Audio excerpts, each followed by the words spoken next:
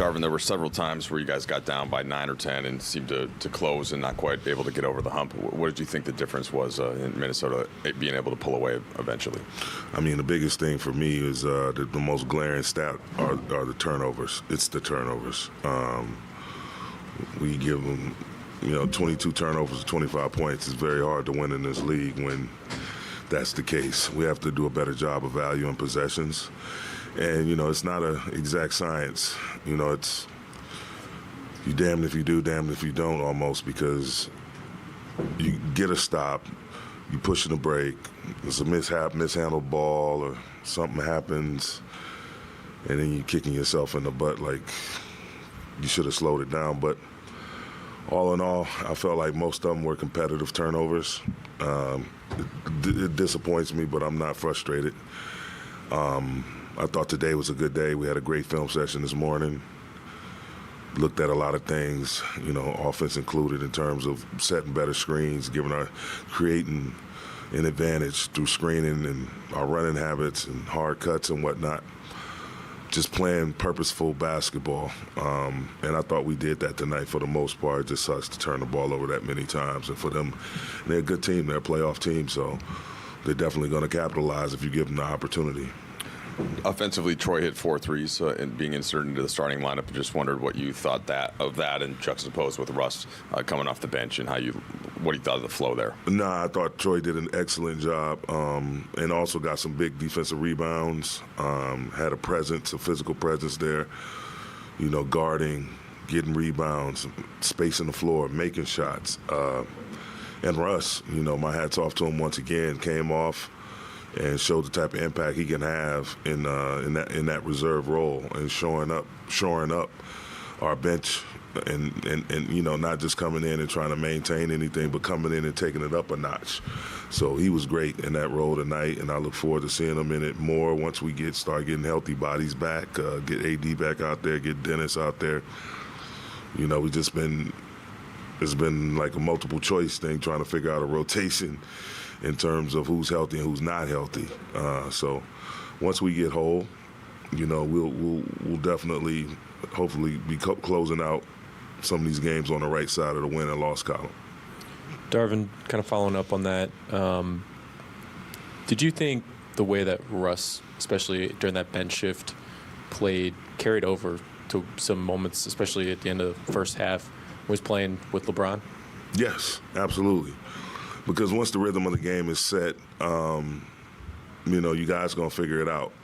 Like, we went small towards the end of the game, and, I thought that's another lineup that I'm going to pay close attention to and take good looks at with Bron at the 5-some. So having Russ cross-match with the opposing team's bigs is something I'm going to look at. So, no, it was a great rhythm to the game tonight. It just sucks that, wish we could have some of those turnovers back, turn them into field goal attempts.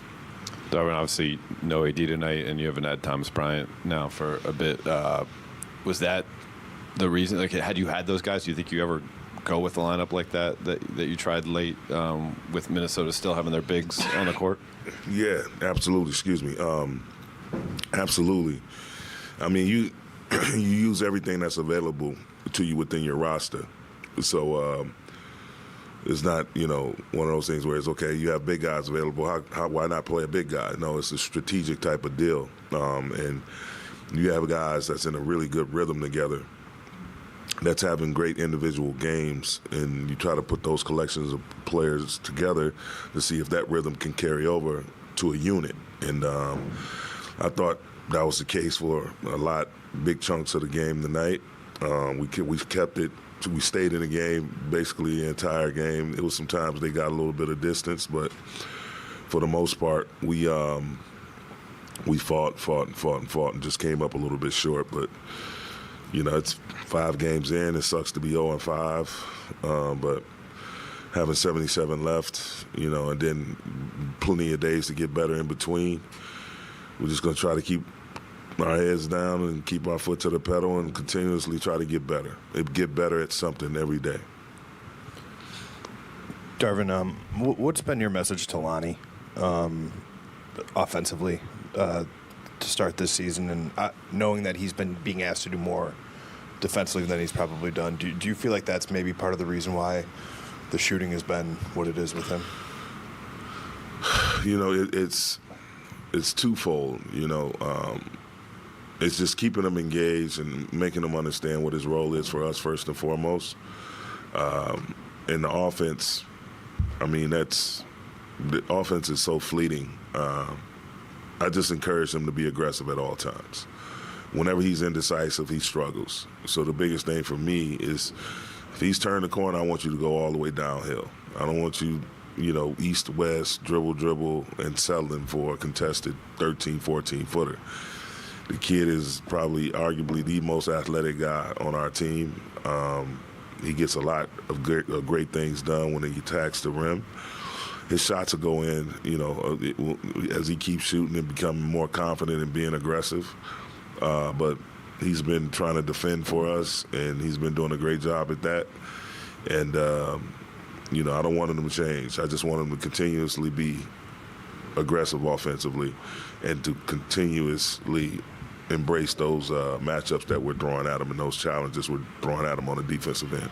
To follow up on that really quickly, if Russ is going to play with the second unit, how important is it for you guys that he kind of becomes that third scorer with the starters? It would seem like he would be kind of the natural person to fill that role definitely. In terms of production.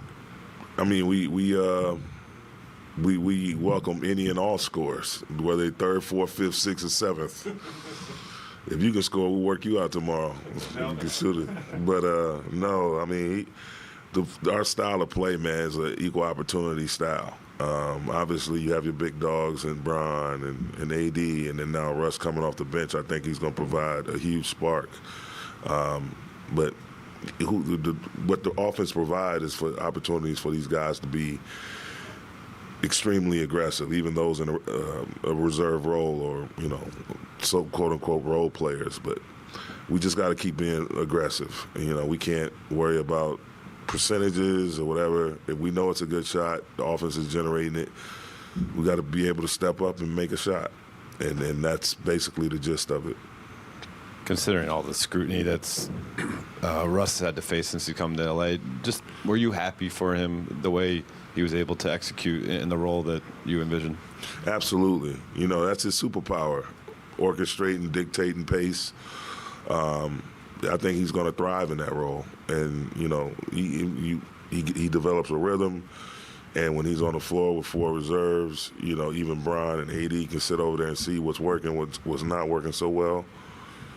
And we have an opportunity to mix up the lineups and finish. And again, like I stressed to him, just because you may be coming off the bench, you have your starters, but there's also elements of who finishes the game. And that's all based on the rhythm throughout the first three quarters and who's getting stops and who's making smart plays offensively. And then you develop your end of the game lineup through that process. But I'm extremely thrilled to see him thrive in that role coming off today. And again, I look for him to keep stacking great performances in that role. I think everyone here is aware that it's taken, maybe some sacrifice for Russ to do that, and we've been talking about the signs of progress there. But when you lose a game like this, is it tough to go to a guy like Russ or I guess anyone on this team, and say, I need you to keep doing this because eventually it'll get us there? Is it just, do you feel like that message was still received even though this was a loss? Yeah, I mean, you looking at Anthony Davis in street clothes. I mean, Dennis is back home. Thomas Bryant is back home. Like, Juan is in street clothes. Excuse me. My voice is killing me. But we hadn't really been whole. And I'm just looking forward to that day when we get healthy and we're able to really have a variety of things or different directions we can go in with our lineup based off guys being healthy and available. Now, it's tough in the league. That's a physical league, a fast league. Guys are going to be in and out, but just the timing of it all has been kind of difficult to manage. But at the end of the day, we've maintained we're not going to stray away from our principles. We're going to be competitive. We're going to fight. We're going to fight for 48 minutes, irregardless of what the score is, what our record is. That's how you establish a culture through that mindset and that consistent mindset of not backing down, not quitting, not feeling sorry for yourself, but just constantly pushing the line, being competitive, being together, and being accountable when we don't do those things.